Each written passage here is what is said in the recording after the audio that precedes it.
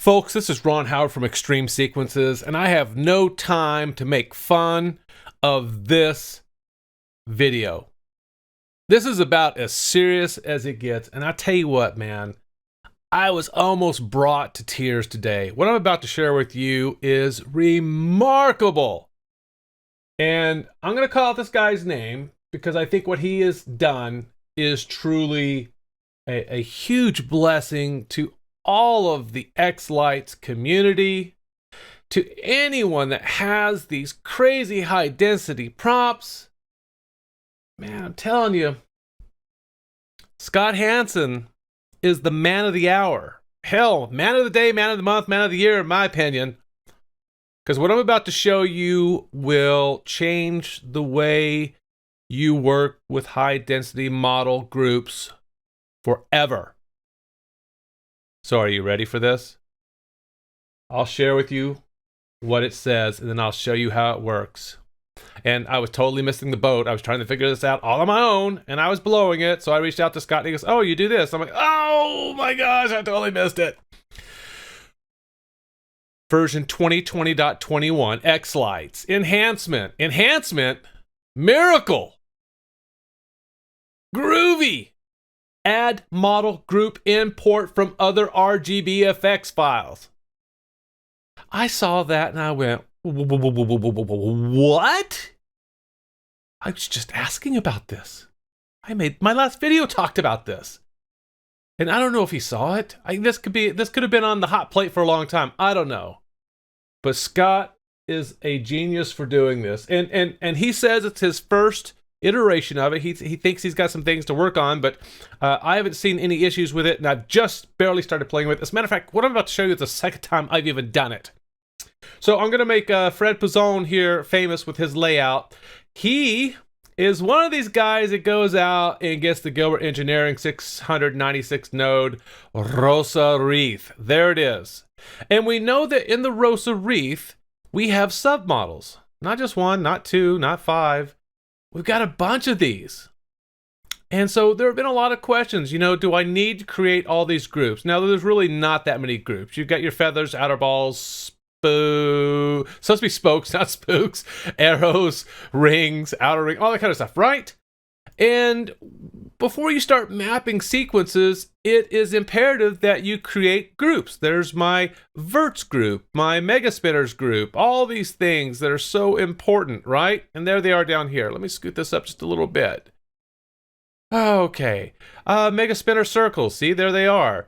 And even though you have two mega spinner circles or two mega spinners, remember from my last video I said put in circle 1, circle 2, and it's the same thing. If you had multiple of the Rosa wreaths, you want to put all these groups in.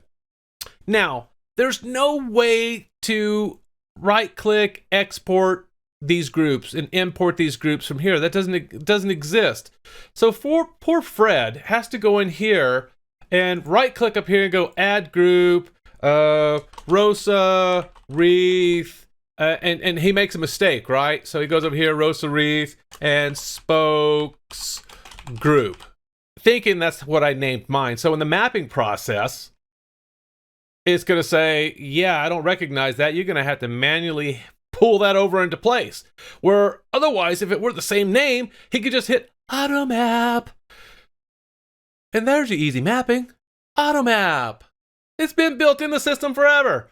So you would want to make sure it's spelled the right way. But those days are gone. Forget it. Cancel this. Crazy. Don't need it. Now all you have to do, if you want to bring in all of my submodels to automatically create themselves and put in all the submodels of the Rosa wreath, it's easy. And if it's in 3D or 2D, doesn't matter. It works the same way. Anywhere in your layout without anything selected, right-click, import previews, models, groups. And then you go find my xLights RGB file. Now, these come in every one of the sequences that you would download, no matter where you get them from. You would go to that artist or the creator of that sequence, you go to the RGB effects file, and you click open. And this opens up a dialog box. And this is going to show you all of my submodels, groups, groups of submodels or just groups. It doesn't matter. These are all the groups that are in my layout. And the ones we're looking for here are the Rosa wreaths. So you scroll down here, and I think it's GE Rosa wreath. And look here, there's feather group, feather odd, even, outer, ribbons, rings, spokes, and there might be more. So scroll down here. You might also see a GE Rosa wreath group. And maybe that naming tells me that's something else. So I'm going to leave that out of there. Don't need it. So I know that this is the naming convention I use because I put the A and W next to each other. And so what I'm going to do is click OK. And by the way, if you had other models in here like the Grand Illusion, the Flake A's, and Starburst and all that, you'd select all of them too. But make sure that you do at least have the main model in here. Because if you don't have the Rosa wreath in here and you bring this over, well, it doesn't know what to grab. And I'll click OK. And look at here. Look at here. Look at here. Oh, look what showed up. Look what showed up. Even, odd. Put the feathers in there. Oh, man. This is so good. So good. This is so good. Oh, my gosh. Scott Hansen. Oh. Man, if I wasn't married, I'd ask for your hand. I'm just saying. I'm not embarrassed to say it. I just would. I just want to marry you. This is just too good. And now that I've embarrassed the hell out of Scott, I encourage you folks to try this.